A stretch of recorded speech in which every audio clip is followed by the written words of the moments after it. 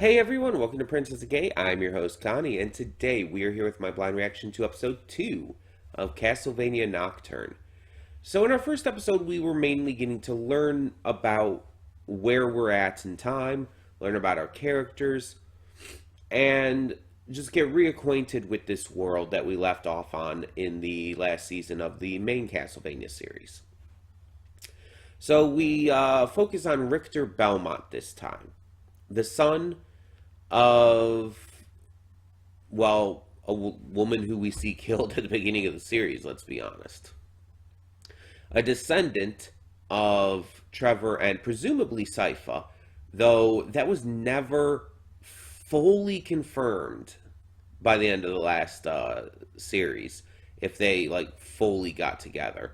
It's very much hinted at, but it was never for some reason said. And you could say, oh, but show don't tell and everything. And it's yeah. But it seemed like it was purposefully left unclear. So I'm not sure why or what the intent with that was. But either way, so Richter's mom is killed in front of him when he's young by this vampire named Aurochs, I believe. Who is very fancy looking, very pretty, yada yada, vampire shit. So in the current day, he's part of a group supporting the French Revolution, alongside this girl named Maria, whose family took him in after he was orphaned. And they also, on the side, hunt vampires. However, vampires seem to be few and far between these days. At least they were. They're starting to get a lot more active, and night creatures are returning, something that hasn't been seen in a long-ass time. Richter and Maria believe that the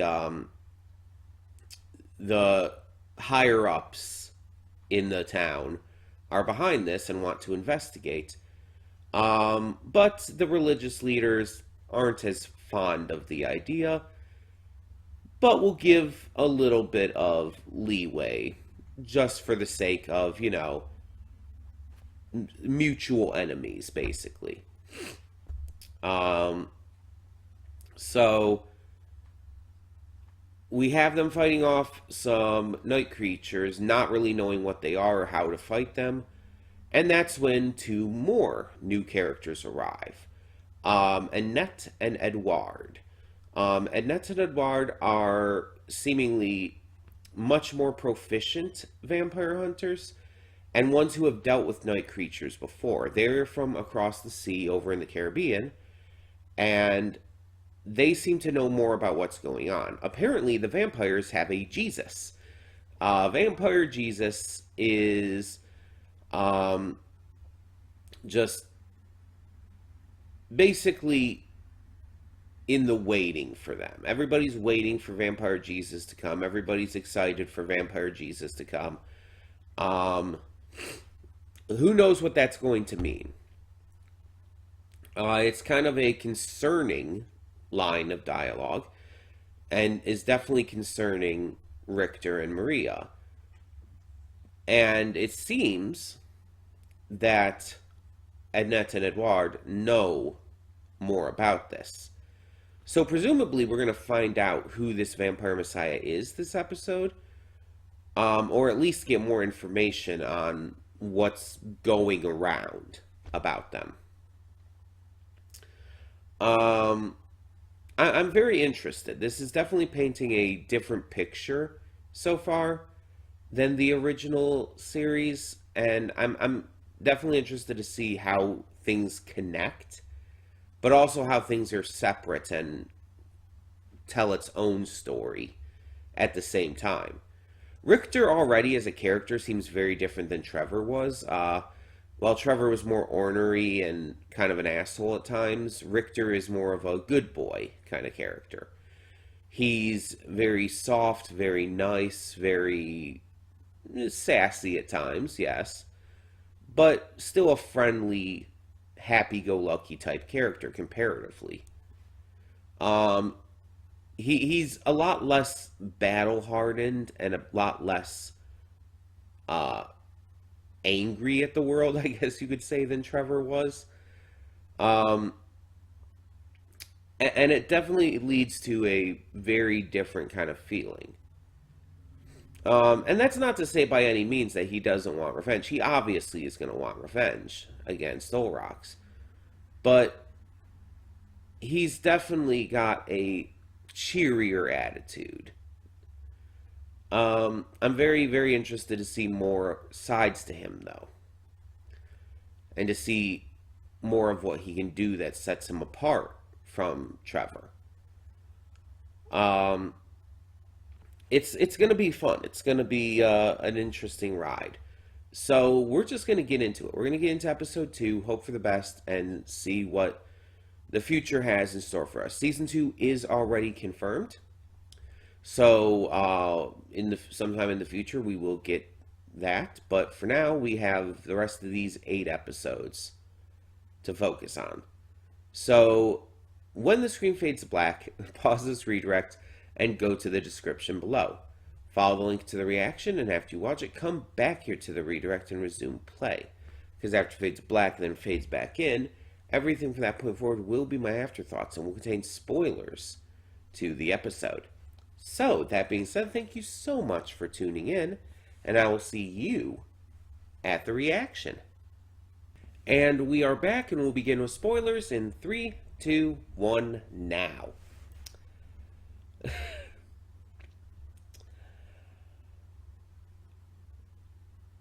Listen, the Castlevania series, like the original series, and even with characters we've met so far in this one, obviously is full of a lot of hot characters. Like, nobody's denied that. Like the first series had plenty of hot characters too, between Trevor and Sypha and everyone, Alucard obviously. But it's like, we are 2 fucking episodes in, and literally we're given a character who blows all of them out of the water. It's like, Striga who? No, no, no, no. We have Drolta now. We have Mommy. Um,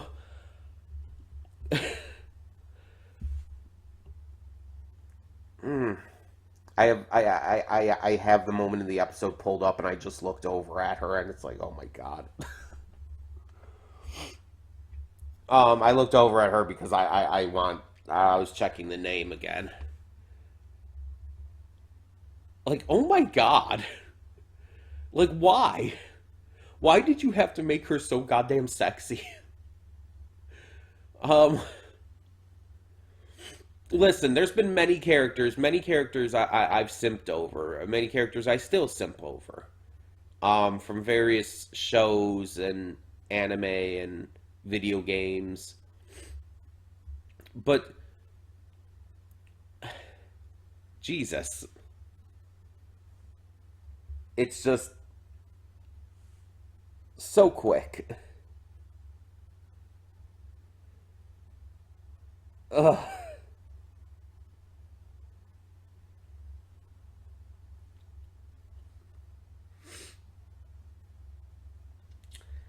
If actual vampire Jesus is anywhere near as hot as her quote unquote attack dog, I'm gonna be having trouble this season. I'm I'm I am I'm not okay.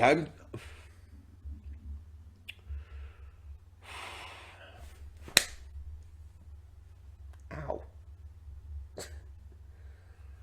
Oh, I need to snap out of it. Oh, yeah, I'm serious here. I'm like really down bad for this lady. I know she's terrible too, which is like,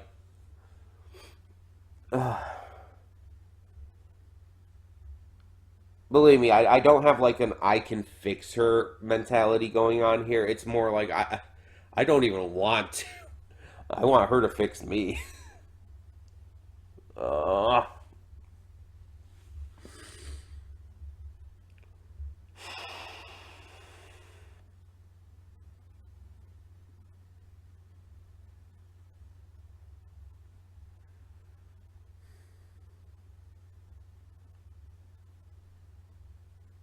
So we lost a character. Um, yeah, we have Edward show off his beautiful singing voice in this episode, and then he just fucking dies and is turned into a night creature. All right, like I knew we had a lot of characters, a lot of main characters here, and usually if you have too many of those in this kind of series, you gotta cool them down a little bit. But I wasn't expecting it, It's just so sudden, like, and again, Annette is gonna blame herself. You absolutely know Annette is gonna blame herself because going there tonight instead of like waiting was definitely her idea. Them getting caught was because of her, because she had stood up and got angry because of the one vampire there who had like killed her mother or whatnot. So she's the one who got them caught, because her anger took control of her, which I'm not blaming her for, but she is the one who got them caught. That's undeniable. It was it was a wild situation to escape from. And unfortunately, not all of them did. Now, obviously, Edward's still going to be a character just as a night creature, and I doubt it, but I'm kind of wondering if there's going to be a way to get through to him, maybe, because it seems like the way the night creatures are being turned in this one are very different than in the original series. I'm taking it that either the priest, who is definitely revealed to be fucking evil in this episode, or the guy with him, one of those two is the Forge Master. Unless we're supposed to believe it's Pretty Boy Vampire, who Oroz, something like that, who returned at the end of the episode. Unless we're supposed to believe it's him. But I'm thinking probably not. I think Forge Masters have to be human, don't they? Maybe I'm wrong about that. I don't know. I'm thinking it's either the priest or his right hand, I guess you could say. Um, but it's not like an active thing like in the previous series where they had to do the forging stuff. In this, it's like a machine. And I understand the concept of like modernizing it to go with the more modern times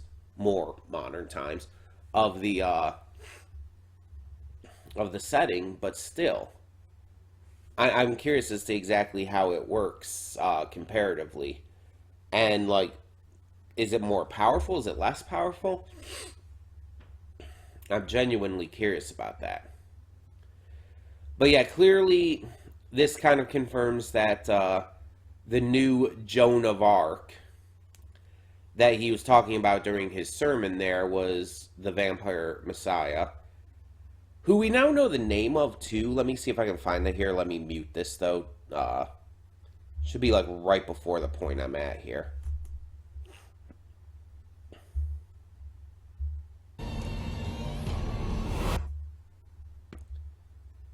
Sorry about that. You might have just heard a tiny little bit. It for some reason unmuted it. But there, I muted it for you. Like, so it won't capture the volume no matter what.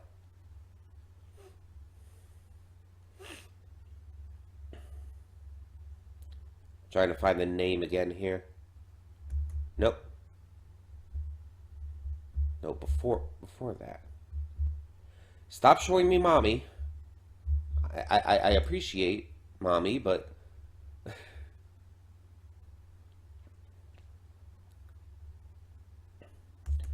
Erzsébet Battery. Countess Erzsébet Battery, that's who it was. That's the name of our vampire Jesus. We don't get to see her. We see like a little glimpse at her in this episode, but we don't get to see her. We just find out about her. And find out that she's about she's behind the death, well, vampirization. We don't actually know if she's dead, of Tara's sister, Maria's aunt, and we we see that she's been behind a lot of terrible shit. Pretty much the entire speaker colony that Tara was part of was wiped out. Um, so it seems that Elizabeth is like it was said even before she became a vampire, she was kind of the worst. She's just an evil piece of shit, it seems. But like I said, if she's anywhere near as hot as Jolta is, I'm not going to survive this season. um Listen, I woke up today, I came out here, I got stuff ready to record. It's still early. I was not expecting to be simping this hard this fucking early. But oh my god. Like, you give me a character who is just so unquestionably hot in such a commanding way. And of course I'm going to simp. Of course I'm going to lose my mind. Like, I'm very simple in that regard. Like very, very simple. If I see a character or someone who just does it for me to that kind of a degree, it's like my mind is gone. All coherent thought is gone. I am I am servile. Ugh.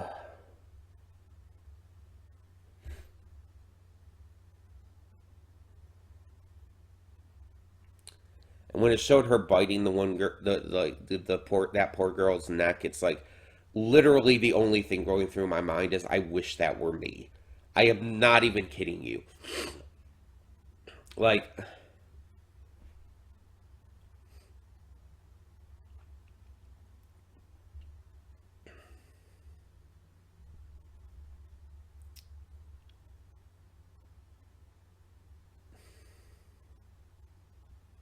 I think that I need to move on and get to something else.